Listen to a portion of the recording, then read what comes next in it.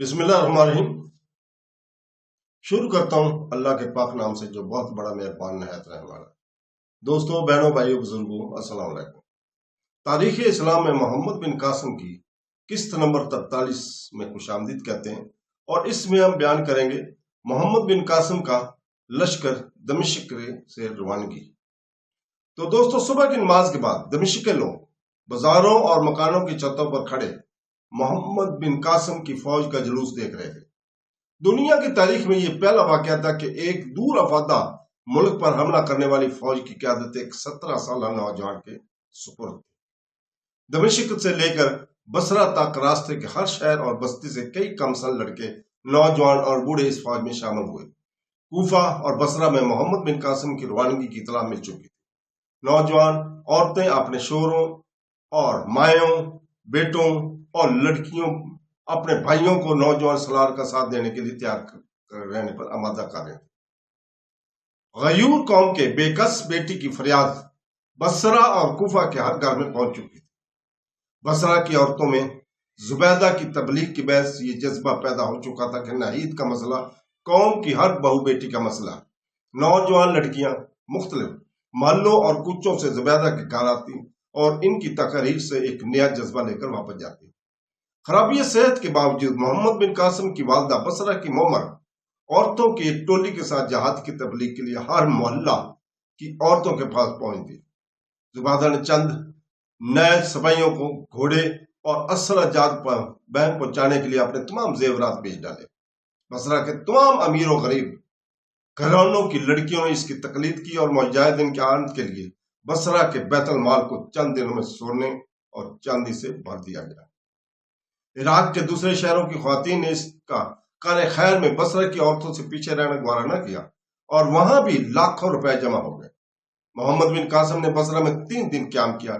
इसकी आमद से पहले बसरा में हज्जाज बिन यूसुफ के पास मकरान के गवर्नर मोहम्मद बिन हारून का यह पैगाम पहुंच चुका था कि अबैदुल्ला की क्यादत में 20 आदमियों को जो वफद देबल भेजा गया था, इसमें से सिर्फ 2 नौजवान जान बचाकर मकरान पहुंचने में कामयाब हुए, बाकी तमाम देबल के गवर्नर ने कत्ल कर दिए। इस खबर ने बसरा के अवाम में इंतकाम की सुलगती हुई आग पर तेल का काम किया। दमिश्क से रवानगी के वक्त मोहम्मद बिन कासिम की फौज की तादाद 5000 थी, लेकिन जब वो बसरा के रवाना हुआ तो इसके लश्कर की मजमूई तादाद 12000 थी, जिनमें से 6000 सिपाही घुड़सवार थे, 3000 पैदल और 3000 समाने रस्त के ऊंटों के साथ थे। मोहम्मद बिन कासिम शिराज से होता हुआ मकरान पहुंचे।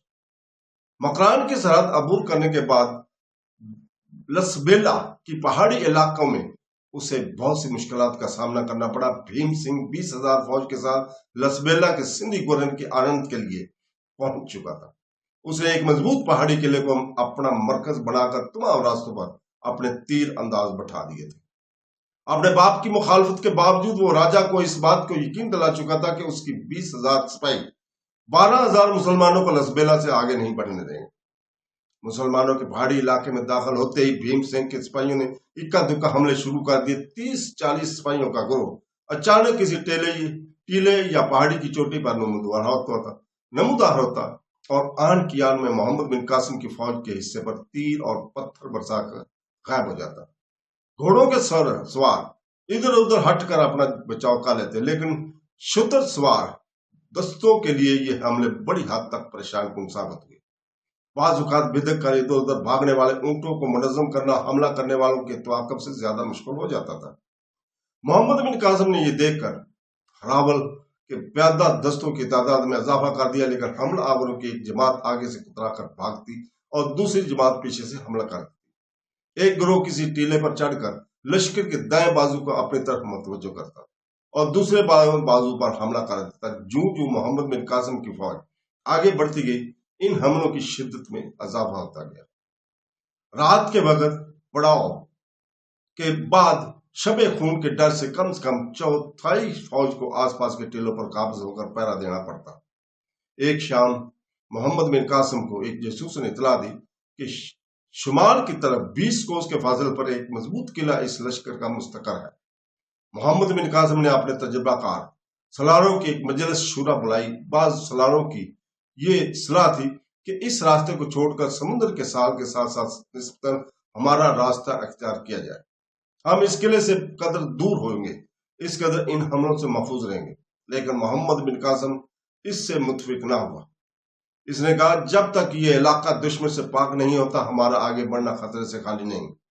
ہمارا مقصد دیبل تک پہنچنا نہیں، سندھ کو فتح کرنا ہے، اور یہ قلعہ ان کے دفاع کی اہم چوکی ہے۔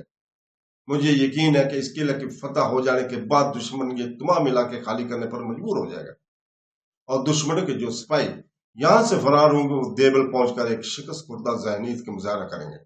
لیکن اگر ہم یہاں سے کترا کر نکل گئے ان کے حوصلے بڑھ جائیں گے اور ہمارا عقب ہمیشہ غیر محفوظ رہے گا۔ ہمارا یہ پہلا مقصد اس قلعے کو فتح کرنا ہے۔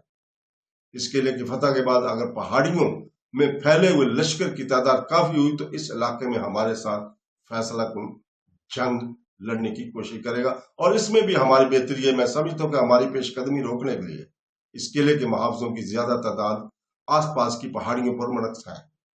میں آج سورج نکلنے سے پہلے اس قلعے پر حملہ کرنا چاہتا ہوں، اور اس مقصد کے لیے میں اپنے ساتھ فقط 500 پیادہ سپاہی لے جانا چاہتا ہوں۔ آپ باقی فوج کے ساتھ رات بھر پیش قدمی جاری رکھیں۔ اس کا یہ نتیجہ یہ ہوگا کہ وہ لوگ چاروں اطراف کا خیال چھوڑ کر آپ کا راستہ روکنے کی فکر کریں گے۔ چاندنی رات میں نہ آپ کے لیے آگے بڑھنے کا راستہ زیادہ خطرناک ثابت ہوگا۔ اگر صبح تک آپ کو قلعہ فتح ہو جانے کی خبر پہنچ جائے تو آپ پیش قدمی روک کر میرے احکام کا انتظار کریں۔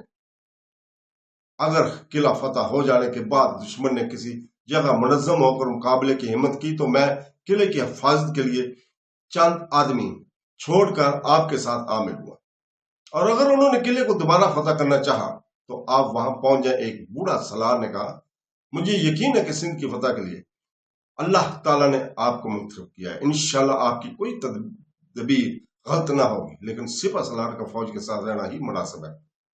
سپہ سالار کی جان بہت قیمتی ہوتی ہے، وہ فوج کا آخری سہارا ہوتا ہے۔